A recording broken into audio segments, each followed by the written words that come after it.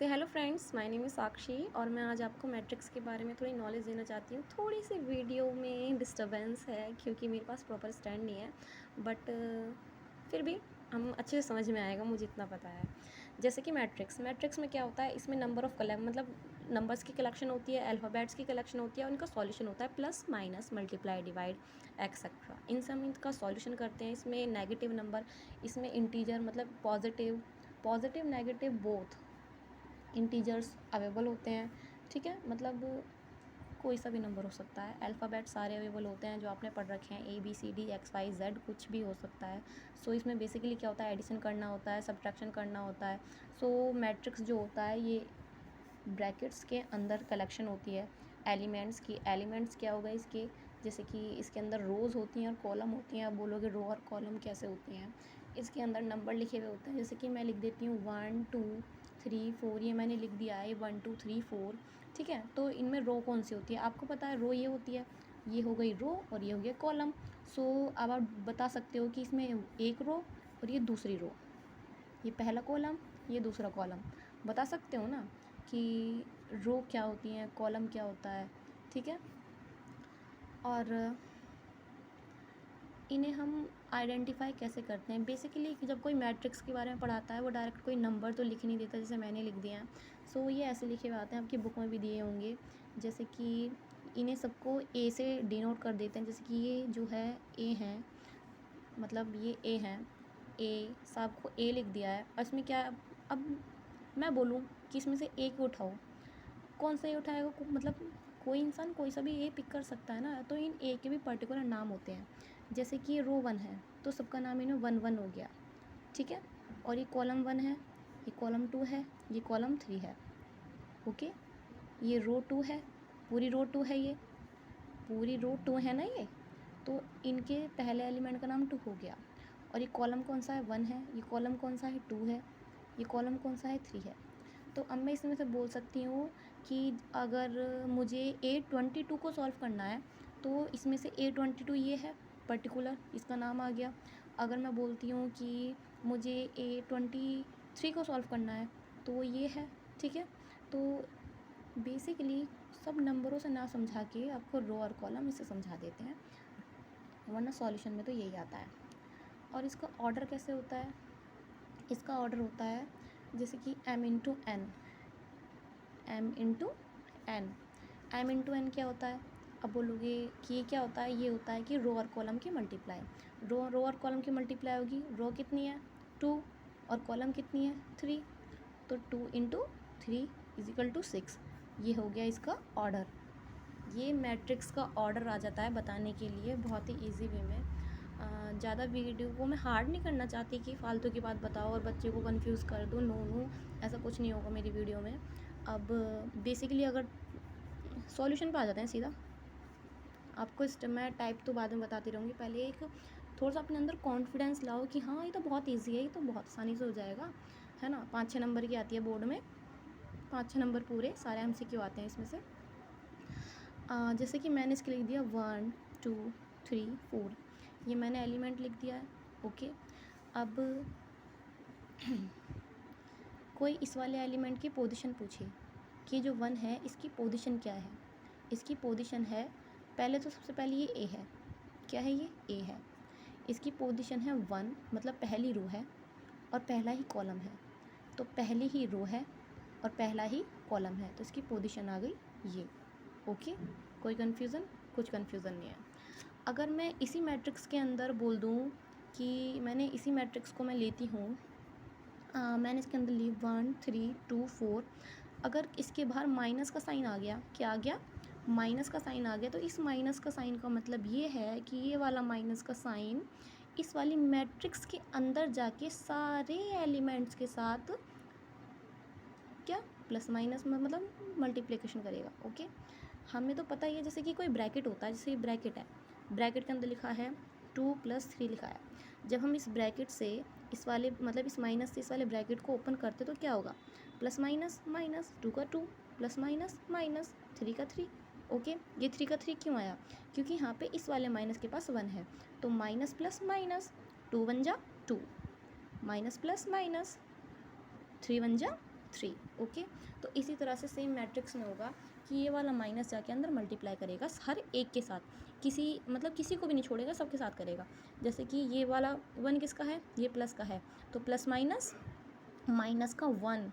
Okay, और ये वाला ये माइनस इसके साथ भी जाके बॉन्डिंग करेगा, मतलब इसके साइन के साथ करेगा। ये भी माइनस है, ये प्लस का है, प्लस माइनस माइनस माइनस का 2। ये भी प्लस का है, तो प्लस माइनस माइनस, तो माइनस का 3, प्लस माइनस माइनस माइनस का 4। क्योंकि इनके पास हमें दिख नहीं रहे हैं, इनके पास पॉजिटिव साइन है। पॉजिटिव साइन तो कोई शो करता नहीं है ना, फिर भी आपको समझाने के लिए।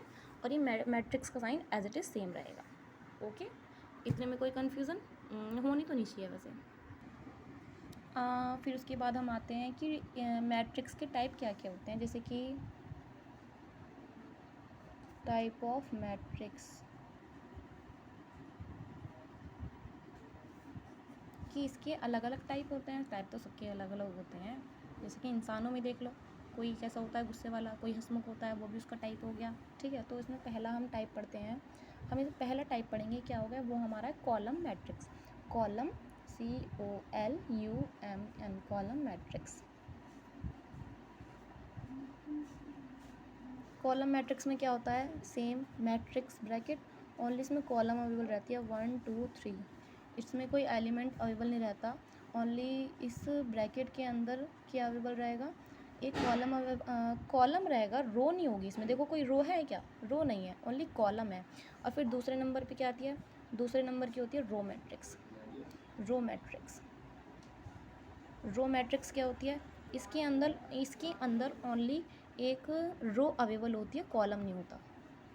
इसे बोल देते हैं हम रो मैट्रिक्स। जब आपको कोई डिफ़ाइन करने के लिए आ जाए, define column matrix, define row matrix, column matrix only consist column each, है ना, और row matrix only consist row. And then इसके बाद आती है हमारी स्क्वायर मैट्रिक्स। कौन सी आती है, स्क्वायर मैट्रिक्स।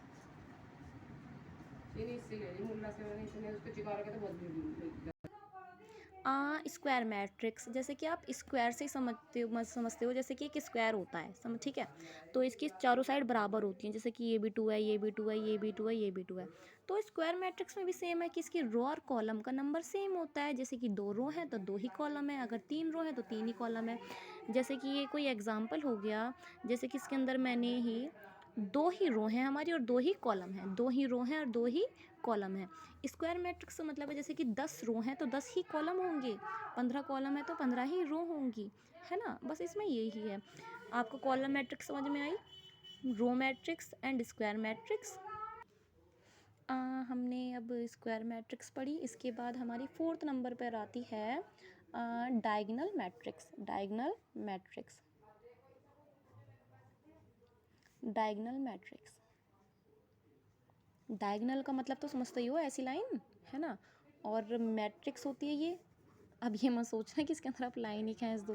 इसका लाइन खींचने का मतलब ये है कि जो इस लाइन के एरिया में जो हमारे एलिमेंट होंगे वो तो वैल्यू वाले होंगे, मतलब उनकी कोई वैल्यू होगी ज़ीरो से अलग, और बाकी जो एलिमेंट है उनकी वैल्यू ज़ीरो होगी। जैसे कि मैं एक मैट्रिक्स बनाती हूँ, ठीक है, जैसे कि मैंने यहाँ पर रखा 1 2 3, ये जो बाकी की जो एलिमेंट्स हैं ये क्या हो जाएंगे यहाँ पे, ज़ीरो। ठीक है, ओके, ये होती है डायगोनल मैट्रिक्स। और जैसे कि एक दूसरा एग्जांपल ले लेते हैं, जैसे कि ये 1, सॉरी आई मीन ये 1 कैसा बन गया, कोई बात नहीं, 1 और 7 और यहाँ पे 0 और यहाँ पे 0। देखो, अगर ये देखो तो आप ये डायगोनल वाले जो एलिमेंट हैं ये सारे वैल्यू वाले हैं, है ना, ये भी वैल्यू वाले हैं, और ये जो बाकी के जो बचे हैं ये सारे क्या हैं, 0। ओके, और इसमें ही एक scalar matrix, diagonal diagonal matrix से सेम होती है, बिल्कुल सेम होती है, वो भी स्केलर मैट्रिक्स होती है। जैसे कि स्केलर मैट्रिक्स हम लिख लेते हैं, स्केलर मैट्रिक्स, ठीक है। स्केलर मैट्रिक्स में क्या होता है, दोनों सेम ही होती हैं, ठीक है, दोनों में कुछ ज़्यादा अंतर नहीं है, पर लेकिन डायगोनल वाले में ये जो नंबर होते हैं ये सारे डिफरेंट हैं। जैसे यहाँ पे 1 है, यहाँ पे 2 है, यहाँ पे 3 है, यहाँ पे 1 है और यहाँ पे 7 है ना, इसमें तो सारे डिफरेंट है ना। स्केलर मैट्रिक्स में ये सारे सेम नंबर होते हैं।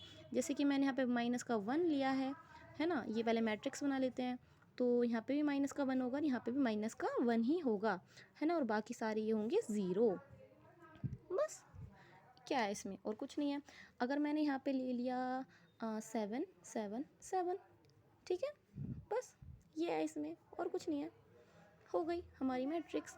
ये कौन सी है, जिसमें डायगोनल एलिमेंट्स सेम होते हैं वो हमारी स्केलर मैट्रिक्स होती है, और इसमें डायगोनल एलिमेंट्स डिफरेंट होते हैं वो हमारी डायगोनल मैट्रिक्स होती है। It's very simple. और उसके बाद हमारी नेक्स्ट नंबर की होती है आइडेंटिटी मैट्रिक्स। अब बोलोगे कि इसके इतने सारे टाइप हैं, टाइप तो हैं पर लेकिन ईजी हैं, सारे एक बार में समझ में आ जाएंगे। आइडेंटिटी मैट्रिक्स का यूज़ भी बहुत होता है और ये सिंपल भी बहुत होती है। देखो, सबसे पहली बात तो एक मैट्रिक्स, मैं इसके बिना तो मैट्रिक्स अधूरी हुई है, ये तो मैट्रिक्स में चाहिए ही चाहिए, ठीक है। तो इसके सारे जो इसमें भी देखो डायगोनल होता है, ठीक है, क्या होता है इसमें, डायगोनल होता है। जैसे कि एलिमेंट जो आइडेंटिटी मैट्रिक्स होती है जिसकी इसकी सारे डायगोनल एलिमेंट 1 होंगे, ठीक है, और बाकी सारे क्या होंगे, 0। अब बोलोगे कि क्या सारे 0 होंगे, हाँ, सारे 0 होंगे, और डायगोनल वाले जो होंगे वो क्या होंगे, 1 होंगे, ठीक है।